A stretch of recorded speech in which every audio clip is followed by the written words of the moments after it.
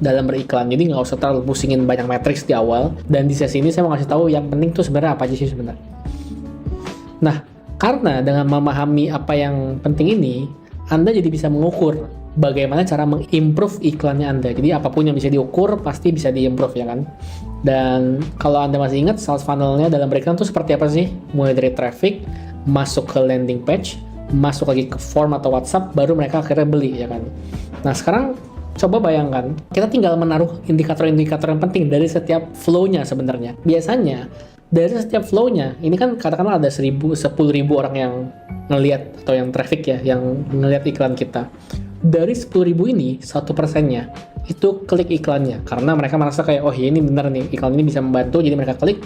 Dari 10.000, itu tinggal 100, 1%-nya ya.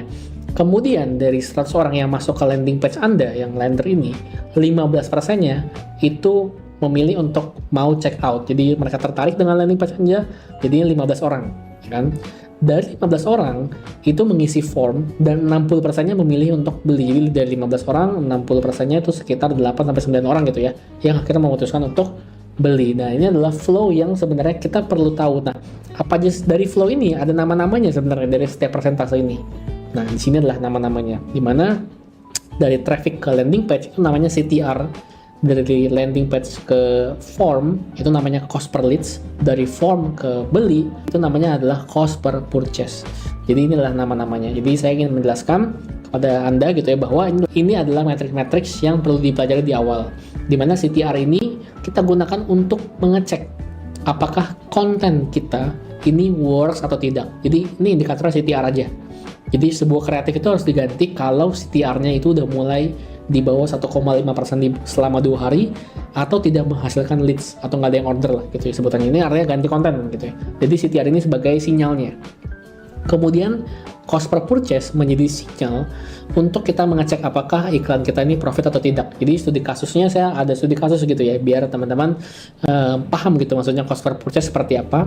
Bayangkan kalau kita tuh punya produk nih ya 100.000 harganya dan cost per purchase-nya ada 90.000. Nah, menurut Anda, ini iklan boncos apa enggak? Jadi ada 100.000, cost per purchase-nya 90.000.